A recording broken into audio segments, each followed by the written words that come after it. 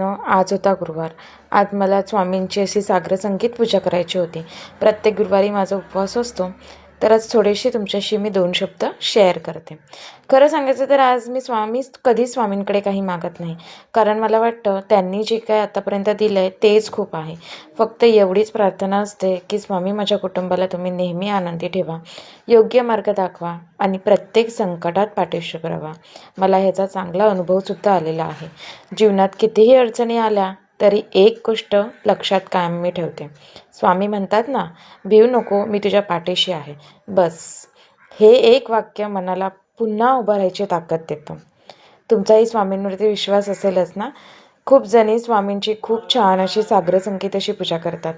तर खूप दिवसापासून मला उंबराचं लेपनसुद्धा करायचं होतं. तर आज मी ठरवलं की ते सगळं आज आपण करून घेऊया. सकाळच्या माझ्या घाई गडबडीत थोडासा वेळ काढून मी हे सगळं करून घेतलेलं.